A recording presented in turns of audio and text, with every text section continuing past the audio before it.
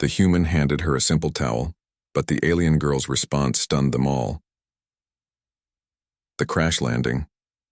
The distress beacon had been screaming for 3 days when Captain Marcus Chen finally managed to patch his navigation system back together. His cargo hauler, the Meridian Dawn, sat crooked against a crystalline cliff face on Kepler 442b. Its hull scored with meteor impacts and one engine completely sheared off. The planet wasn't supposed to be inhabited.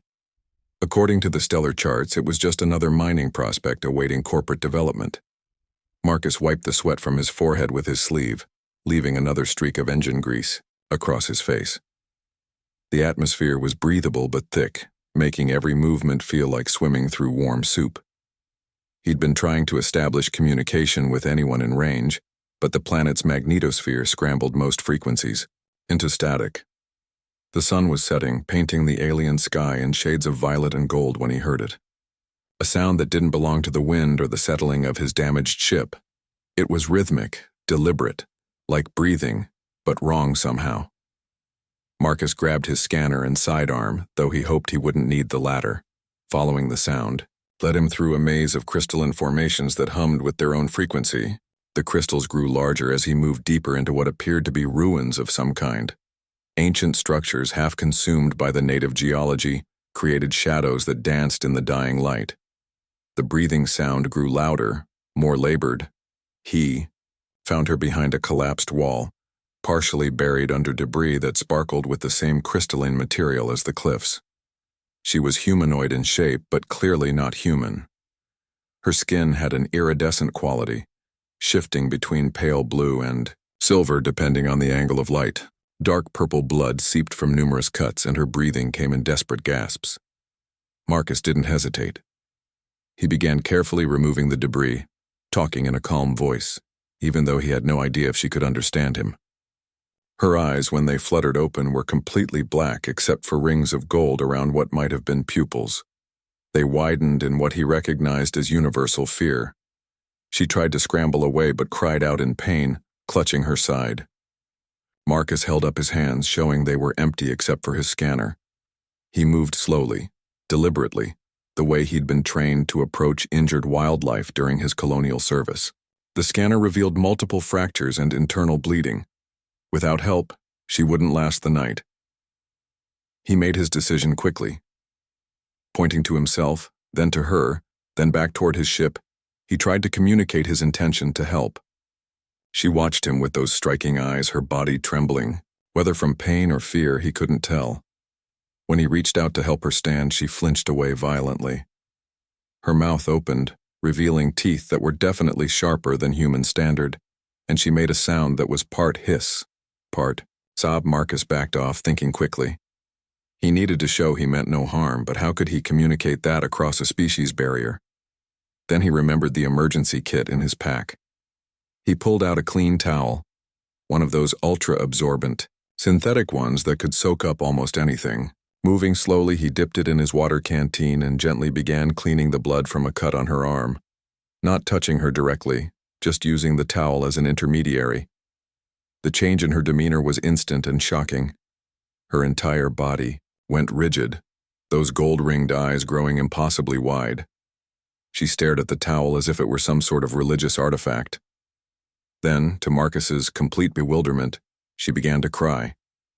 Not the desperate tears of pain or fear, but something else entirely.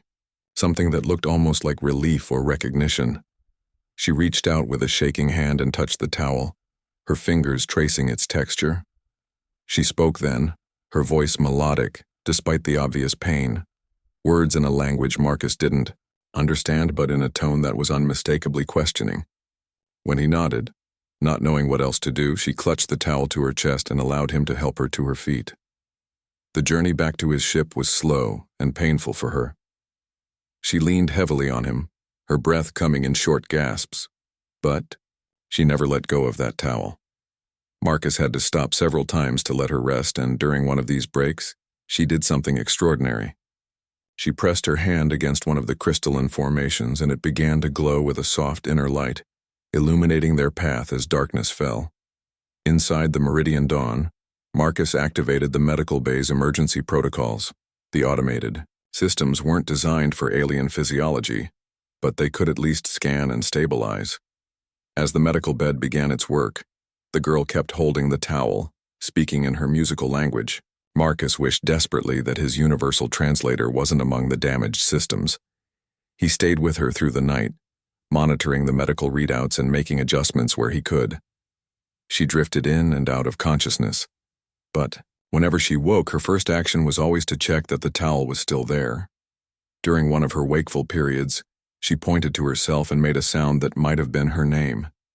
It sounded like Lyra to Marcus's ears, so that's what he began calling her. By morning, her condition had stabilized. The medical system had managed to seal the worst of her wounds and set the broken bones, though Marcus had no idea if the healing would progress normally for her species. Lyra was awake now, sitting up on the medical bed, still clutching the towel but looking less desperate about it. She pointed to Marcus, then to herself, then made a gesture that seemed to encompass the ship. Her expression was questioning. Marcus understood she was asking why he'd helped her. He had no way to explain that it was simply what humans did, that helping others in need was so ingrained in his species that not helping would have been unthinkable. Instead, he offered her something from his food supplies, a protein bar that was probably safe for most carbon-based life forms. She examined it carefully, then took a small bite. Her expression suggested it wasn't pleasant, but she ate it anyway, her body clearly needing the nutrients. As she ate, she began to speak again, this time drawing symbols in the air with her finger. The symbols glowed briefly, hanging in the air like holographic projections before fading. Marcus recognized it as an attempt at communication and grabbed his tablet, pulling up a basic pictographic program he sometimes used for first contact situations. Through painstaking picture drawing and gestures, a story began to emerge. Lyra's people, who called themselves something that translated roughly to the Zanari, were not native to this planet either. They were refugees, hiding in the ruins from something Lyra drew as dark ships with corporate logos. Marcus recognized the symbol immediately. Titan Mining Corporation, one of the largest and most ruthless resource extraction companies in human space. The Zanari had been driven from their homeworld when Titan discovered valuable minerals in their planet's crust. Those who escaped had scattered across the galaxy, hiding wherever they could. This group had thought Kepler 442b was safe, uncharted and uninteresting to humans. They'd been wrong. Lyra showed him that there were others of her kind hiding in the ruins, including children. They'd been there for several months, surviving on native plants and what little technology they'd managed to salvage. The structure she'd been in when it collapsed was their makeshift communications array. She'd been trying to send a message to other refugee groups when something went wrong. The towel, she finally managed to explain through increasingly complex pictographs, was significant because of an old Zanari legend. Their mythology spoke of beings from the stars who would offer them cloth as a sign of friendship and protection. The legend was so old that most Zanari considered it a fairy tale, but here was Marcus, a being from the stars, offering her exactly that. Marcus felt the weight of unintended prophecy settling on his shoulders. He was just one human with a broken ship, not some mythical savior. But looking at Lyra's hopeful expression, at the trust she'd placed in him because of a simple act of kindness with a towel, he knew he couldn't disappoint her. He began to plan. His ship might be damaged, but it wasn't helpless. The communications array could be repaired, the weapon systems were still functional, and most importantly, he had something the Zanari didn't: knowledge of human corporate operations and their weaknesses. Marcus showed Lyra his own pictures indicating that he would help her people. Her relief was palpable, but then she showed him something that made his blood run cold. A picture of ships approaching, marked with countdown symbols. Titan Mining Corporation wasn't just coming to Kepler 442b. They were already on their way. The hidden truth. The morning brought new challenges. Lyra, despite her injuries, insisted on leading Marcus to her people. She wrapped the towel around her shoulders like a banner of hope, and Marcus couldn't help but notice how it had transformed from a simple piece of fabric into something far more significant. They moved through the crystalline ruins as the twin suns of Kepler 442b climbed into the purple sky.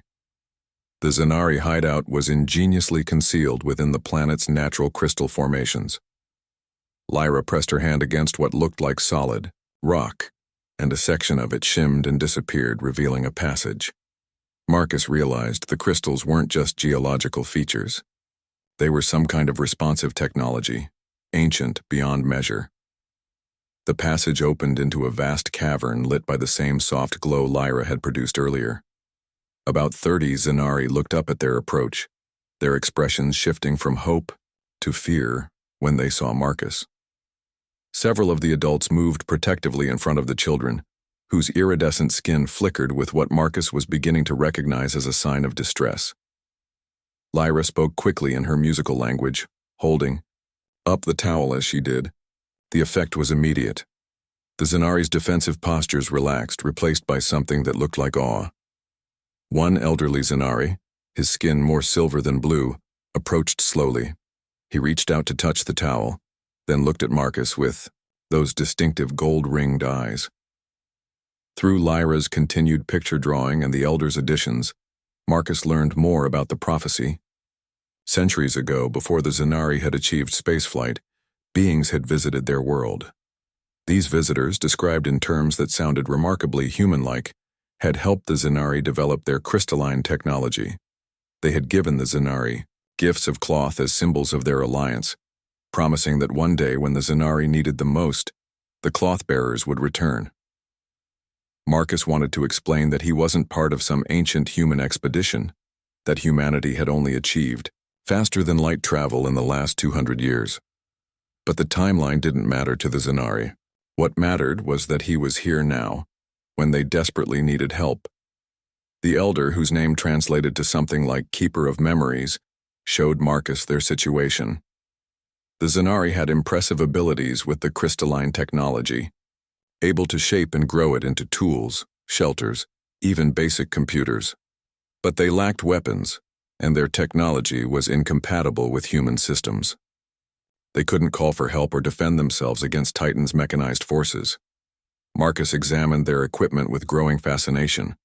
The crystalline matrices they used for data storage were unlike anything in human technology, but he could see the potential. If he could interface their systems with his ship's computers, they might be able to boost his damaged communications array enough to send a distress signal to human space. Not to the authorities, who would likely side with Titan, but to the Independent Traders Union of which Marcus was a member. He set to work with Lyra translating his needs to the Zanari engineers. They watched in fascination as he jury-rigged connections between their crystal matrices and his tablet, creating a hybrid system that shouldn't have worked, but did. Human adaptability and Zanari innovation merged into something neither species could have achieved alone. While they worked, the children gathered around Marcus, their fear replaced by curiosity. One small child, no bigger than a human toddler, reached out and touched his hand, then giggled at the warmth of his skin compared to their cooler touch. Marcus found himself making faces to make them laugh, their musical giggles echoing through the cavern. It was during one of these lighter moments that the first alarm sounded. A young Zanari who had been standing watch came running into the cavern, his skin flashing in rapid patterns that Marcus recognized as extreme agitation. The Titan ships had arrived earlier than expected. They were already entering the atmosphere. Marcus raced back to his ship with several Zanari engineers, including Lyra, who refused to stay behind despite her injuries. Together, they worked to integrate the crystal matrices into the Meridian Dawn systems. The process was frustratingly slow, each connection requiring careful calibration to prevent feedback loops that could fry both systems. Through his ship's still functional sensors, Marcus tracked Titan's approach.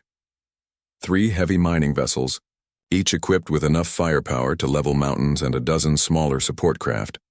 It was a full extraction fleet, designed to strip a planet bare of resources regardless of who or what stood in their way. But Marcus noticed something else in the sensor readings. The Titan ships were having trouble with Kepler 442b's magnetosphere, the same interference that had been scrambling his communications. Their shields were fluctuating, their targeting systems would be affected. It wasn't much of an advantage, but it was something. He shared this information with the Zanari, and the Keeper of Memories grew excited.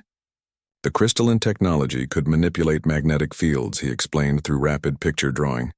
It's how they shaped the crystals, how they powered their systems.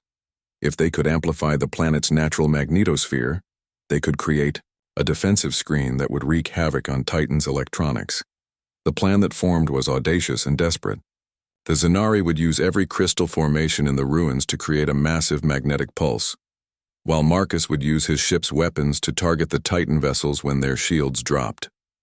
But for it to work, they needed to lure Titan to exactly the right spot, and someone would need to manually activate the pulse from the ancient control center at the heart of the ruins.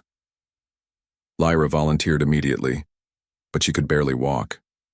The Keeper of Memories was too old. The other adults were needed to protect the children. Marcus knew what he had to do.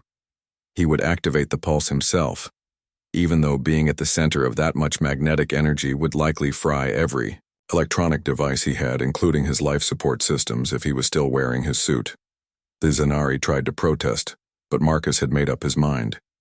He showed them pictures of human history, of times when individuals had stood against overwhelming odds to protect others. He couldn't explain the concept of humanity in pictures, but he could show them what it meant through actions. As the Titan ships descended, broadcasting demands for the immediate surrender of any inhabitants, Marcus prepared for what might be his last stand. He gave Lyra his backup communicator, the one device he would keep shielded until the last moment, to send the distress signal after the pulse. She took it solemnly, understanding the trust he was placing in her. The elderly keeper approached, him then, carrying something wrapped in iridescent fabric. Inside was a crystal unlike any Marcus had seen, clear as glass but with a core of swirling light.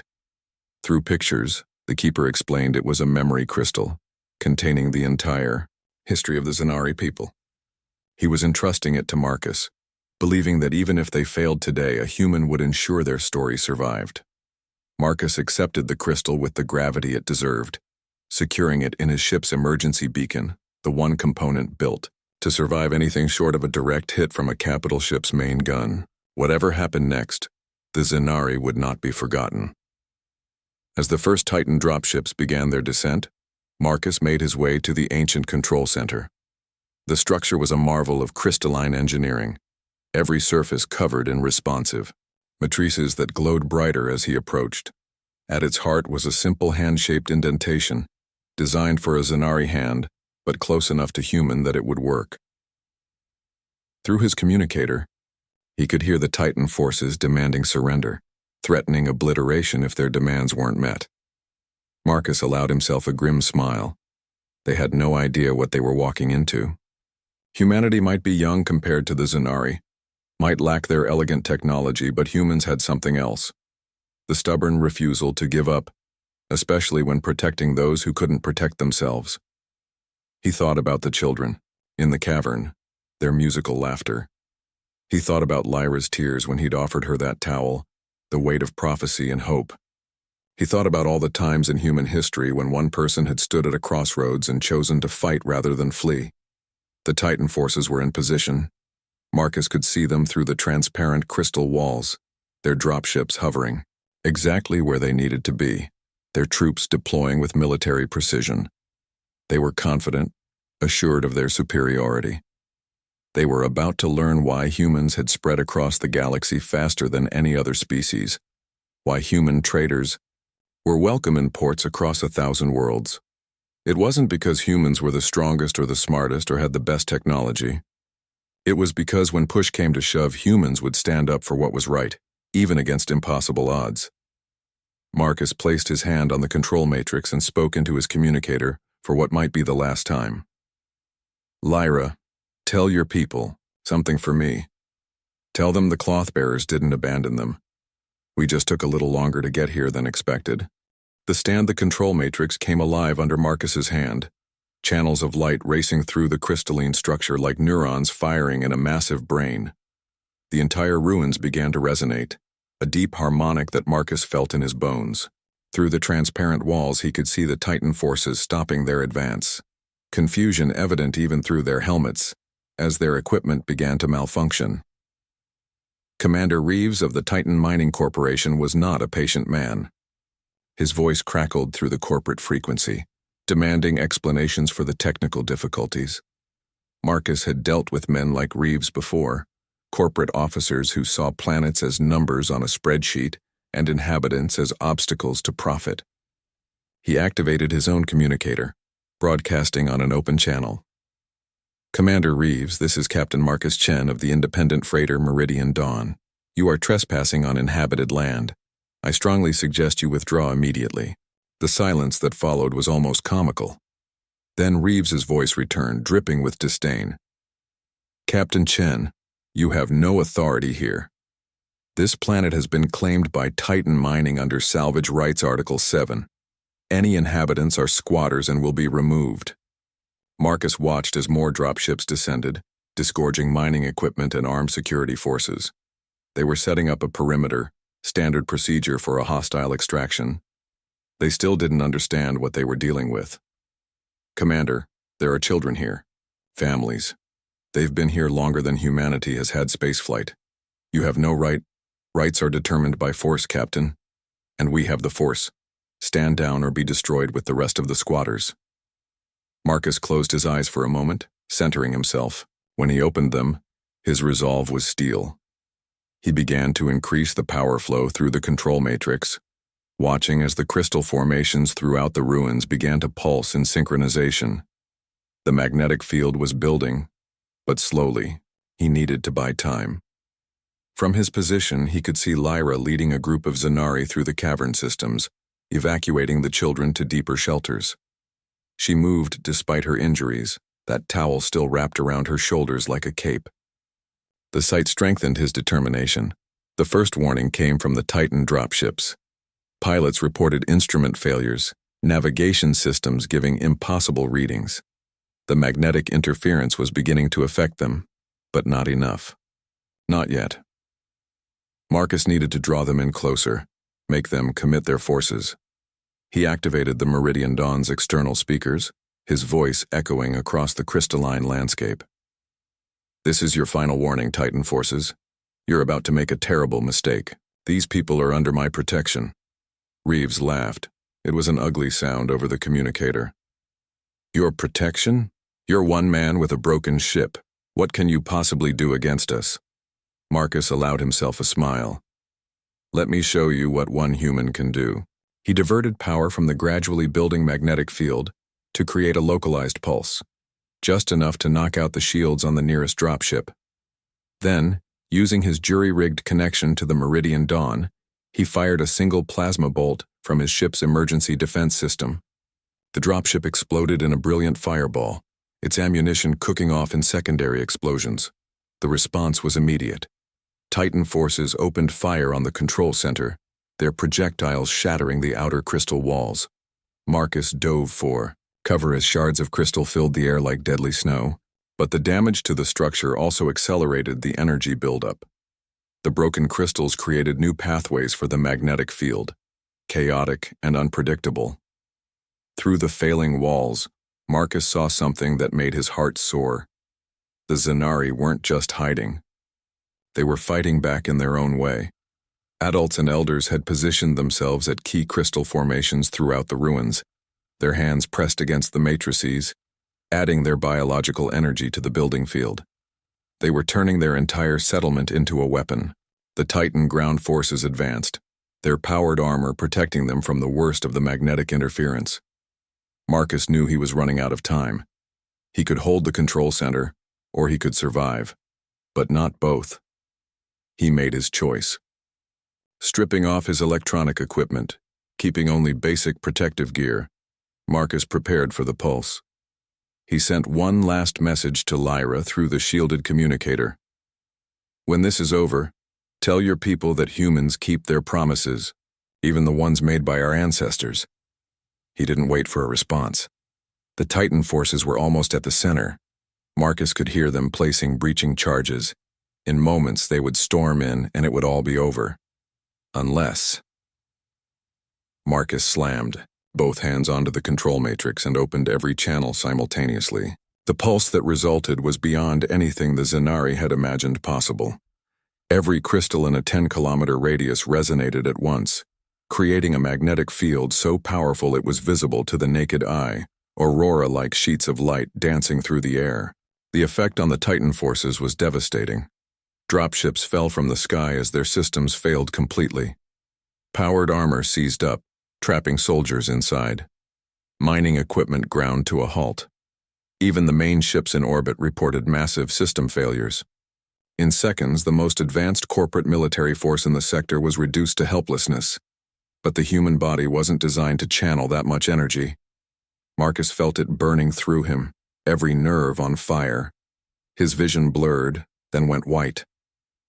The last thing he heard was the sound of the Meridian Dawn's emergency beacon activating, broadcasting Lyra's distress signal and the memory crystal's contents to every receiver in range. Marcus woke to the sound of singing. Not human singing, but something more complex. Harmonies that seemed to exist in frequencies humans could barely hear. He opened his eyes to find himself in the Zanari cavern, surrounded by concerned faces.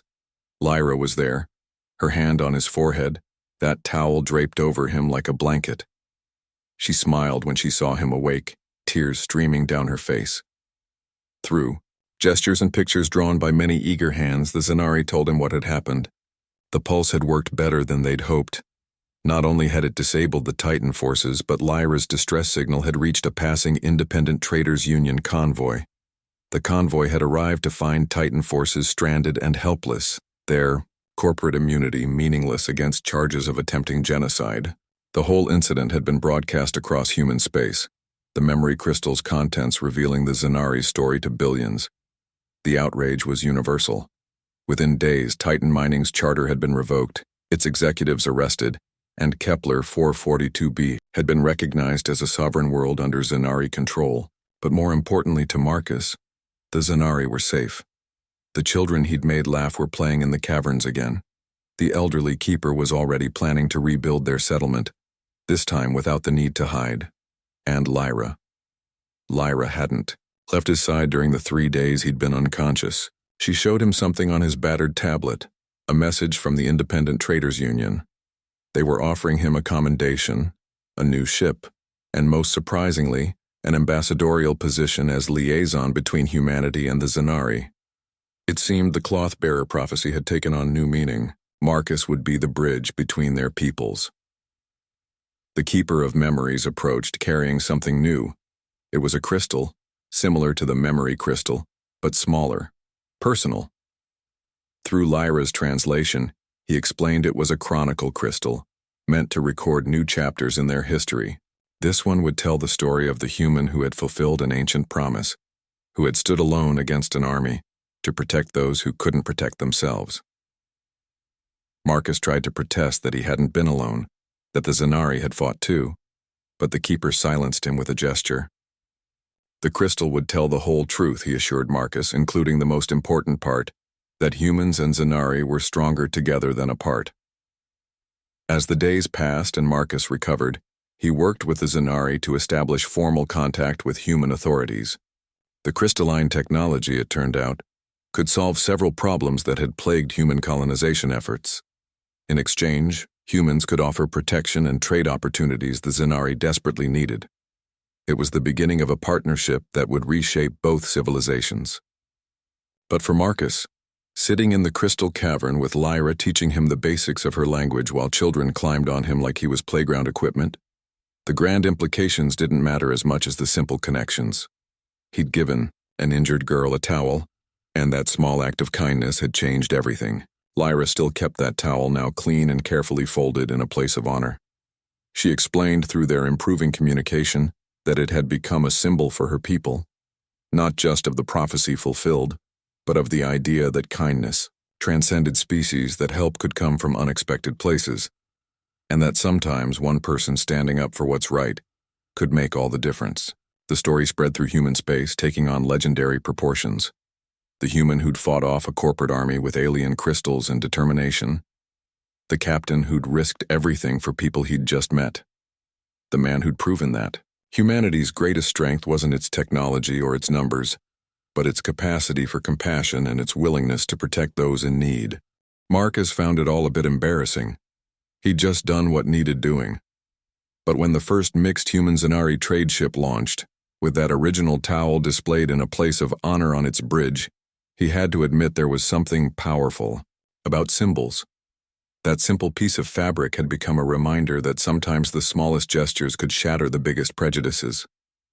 The Zanari had a saying that Lyra taught him: "The universe remembers kindness." Marcus thought about those words as he watched human and Zanari children playing together in the crystal gardens that now grew where the battlefield had been. The universe did remember kindness, and sometimes it paid it forward in ways no one could predict. Years later, when the story had become legend and Marcus had helped establish dozens of human Zanari colonies, he would still return to Kepler 442b. He would sit with Lyra, now his partner in more ways than one, and watch the twin suns set over the crystal city they'd built together.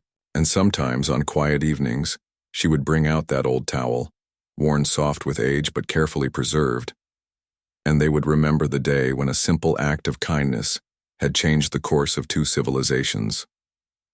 The children they taught, both human and Zanari, would grow up knowing that differences in appearance meant nothing compared to similarities in spirit. They would learn that strength came not from weapons or numbers, but from standing up for others, and they would carry forward the lesson of the towel. That compassion was the universal language, understood across all species, all worlds, all barriers. In the end, that was humanity's gift to the galaxy. Not their technology or their ambition, but their stubborn insistence that everyone deserved help, that kindness mattered, and that sometimes one person with a towel and the courage to use it could render the entire universe speechless. The new Alliance 5 years had passed since the towel incident, as historians were now calling it. The crystal city of New Harmony stretched across the valley where Marcus had first crashed, its spires catching the morning light in prismatic displays that still took his breath away. The city was a testament to what humans and Zanari could achieve together, their technologies and philosophies merging into something neither species could have imagined alone. Marcus stood on the observation deck of the newly constructed embassy tower, watching ships arrive for the 5th anniversary summit. Representatives from dozens of worlds were coming to see what many called the miracle of Kepler 442b. What had started as one man protecting refugees had grown into the most successful interspecies collaboration in known space. Lyra joined him at the window, her hand finding his with practiced ease. She wore formal diplomatic robes now, her position as Zanari human cultural liaison requiring a certain dignity, but Marcus could still see the fighter underneath, the survivor who'd trusted a stranger with a towel. Her iridescent skin had taken on new patterns over the years, something that happened when Zanari formed deep bonds with other beings. The patterns mirrored human heartbeat rhythms, a physical manifestation of their connection. The morning's agenda was packed with ceremonial duties, but Marcus's mind was on the encrypted message that had arrived during the night. It was from Captain Sarah Chen of the Independent Traders Union, no relation despite the shared surname. She was bringing news that couldn't be transmitted over regular channels, news that would apparently change everything they'd built here. The first delegation to arrive was from Earth itself, humanity's birth world, having finally taken notice of what was happening on the frontier. Ambassador Keiko Tanaka stepped from her shuttle with an entourage that seemed excessive for a peaceful summit. Marcus noticed the subtle bulge of concealed weapons, the way her security detail positioned themselves. Something was wrong. During the opening ceremony, as children's choirs sang in the harmonized blend of human and Zanari vocals they'd developed, Marcus caught Tanaka's eye. She nodded slightly toward a side chamber. When the performances ended, and the crowd dispersed for refreshments, he made his way there, Lyra at his side. Tanaka didn't waste time with pleasantries. Captain Chen, we have a problem. The Titan Mining Corporation wasn't the only group interested in Zanari technology. There's a coalition forming, calling themselves the Purist Alliance. They believe human technology should remain purely human, That integration with alien systems is weakening our species. Marcus felt Lyra tense beside him. They'd faced prejudice before, but nothing this organized. The beauty of human-Zanari cooperation was that it proved diversity made both species stronger. The crystalline matrices had solved Earth's energy crisis, while human engineering had given the Zanari the means to rebuild their scattered civilization. It was a partnership that threatened those who profited from division. Sarah Chen arrived. That afternoon, her weathered freighter looking out of place among the sleek diplomatic vessels. But Marcus knew that ship, had seen it run blockades and deliver supplies to colonies the core worlds had forgotten. Sarah herself was much like her ship, rough around the edges but reliable when it counted. She brought proof of what Tanaka had only suspected. The Purist Alliance wasn't just a political movement. They had military backing, corporate funding, and worse, they had a weapon designed specifically to disrupt Zanari crystal technology. The implications were terrifying. Every advancement they'd made, every city they'd built relied on that technology. The summit took on new urgency. What was meant to be a celebration became a war council. Representatives from the various colonies debated response strategies while Marcus found himself thinking about that first day, when he'd faced down Titan with nothing but determination and borrowed alien technology. This threat was different, more insidious. It came from within humanity itself. That night, as delegates argued in the council chambers, Marcus walked through the city streets. Humans and Zanari mingled freely here, their children playing together in parks where crystal formations grew alongside Earth-origin trees. A young Zanari girl ran past, chasing a human boy in a game of tag, their laughter indistinguishable in its joy. This was what they were fighting to protect. Lyra found him at the memorial they'd built where the control center once stood. A crystal obelisk rose from the spot where Marcus had nearly died, inscribed with names of all who'd fought that day, human and Zanari alike. At its base, in a climate-controlled display case, sat the original towel, faded now, but still whole. She didn't speak at first, just stood with him in comfortable silence. When she finally did talk, it was in the hybrid language they'd developed, part English, part Zanari, wholly their own. She suggested something that Marcus had been thinking but hadn't dared voice. If the Purist Alliance wanted to divide humans and Zanari, the answer wasn't to fight separately but to integrate even more completely. The next morning, Marcus presented their proposal to the summit. It was radical, unprecedented, and exactly the kind of human audacity that had spread their species across the stars. They would create fusion colonies, where humans and Zanari didn't just live alongside each other, but truly merged their societies. Shared governance, integrated education systems, and most importantly, the development of hybrid technology that neither species could operate alone. The debate was fierce. Some argued it would make them more vulnerable, creating dependencies that enemies could exploit. Others worried about cultural identity, the loss of what made each species unique. But the younger delegates, those who'd grown up seeing the success of New Harmony, embraced the idea enthusiastically. Ambassador Tanaka surprised everyone by throwing Earth's support behind the proposal. She revealed that Earth's government had been monitoring the Purist Alliance for months, recognizing them as a threat not just to alien cooperation, but to human progress itself. The fusion colonies would have military protection and economic support from the core worlds. The summit concluded with the Treaty of New Harmony, establishing the framework for the fusion colonies. But Marcus knew treaties were just paper without the will to enforce them. The real work would come in the months ahead, as they raced to implement their integration before the Purist Alliance could strike. 3 months later, the first test came. The colony of Haven, a fusion settlement on the edge of human space, went dark. All communication ceased in an instant. When rescue ships arrived, they found the colony intact, but its population in distress. The Purist Alliance had deployed their weapon, a virus that disrupted the bio-neural connections Zanari used to interface with their crystals. Without that connection, all their hybrid technology failed. The rescue mission became a rally point. Images of human medics treating sick Zanari children, of Zanari engineers working without rest to restore human life support systems, spread across the galaxy. The attack had been meant to divide, but it only strengthened the resolve of those who believed in cooperation. Marcus led the counter-response not with weapons but with innovation. Working with both human and Zanari scientists, they developed a new form of crystal technology that didn't rely solely on bioneural connections. It could be operated by either species or both working together.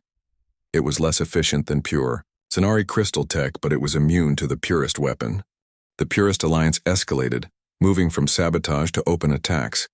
They targeted trade routes, destroyed communication relays, and spread propaganda about human purity.